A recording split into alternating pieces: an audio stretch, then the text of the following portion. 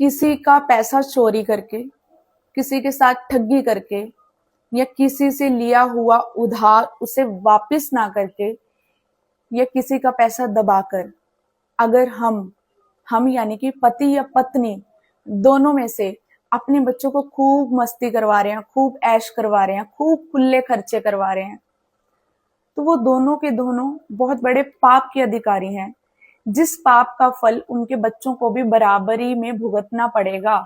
बच्चों को तो नहीं पता, वो तो अपने माँ बाप के आसरे अपना जीवन खूब आनंद में जी रहे हैं, लेकिन माता पिता को तो पता है ना कि उन्हें हमें धर्म से खिलाना है, ना कि अधर्म से।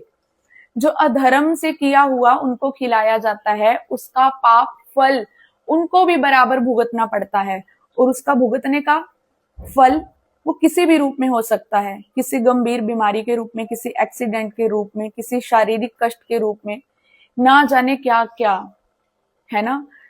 तो एक पत्नी का धर्म है कि वो अपने पति को समझाए कि वो अधर्म से पैसा ना कमाए।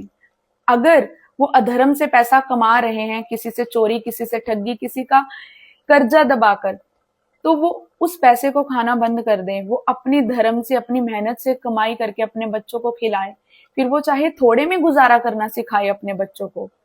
अगर वो पत्नी समझाने के बाद भी, पति को समझाने के बाद भी पति नहीं समझ रहे, तो उनके साथ कलह भी करें, कलेश भी करें, और वो कलह क्लेश से भी नहीं समझते, तो फिर उनको कह दें कि आप ये पैसा खुद ही खाओ, हमें नहीं चाहिए।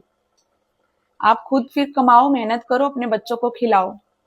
अगर आप जाने अनजाने में, अगर आपको नहीं पता और आप जाने अनजाने में खा रहे हो, तो वो फिर आप ठाकुर जी के ऊपर ही छोड़ दीजिए, और ठाकुर जी से यही कहिए कि आप हमारे पूरे परिवार को, पति को, हमें इतनी सद्बुद्धि देना, इतनी कृपा करना कि हम आपके भरोसे सब कुछ छोड़ रहे हैं।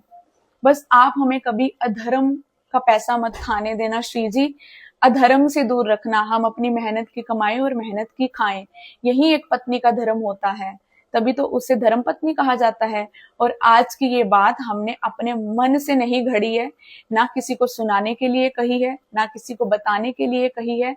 हमने आज सत्संग सुना, सत्संग सुन के आपके साथ शेयर कर रहे हैं। कभी कभी संतों की वाणी हमारे ऊपर इतना असर नहीं करती, लेकिन एक गृहिणी को खूब अच्छे से समझा सकती है। इंसान की बातें बहुत अच्छे से सुनता है। कलयुग है ना, सत्संग सुनने का किसी के पास समय नहीं है, लेकिन रील्स देखने का है। राधे राधे।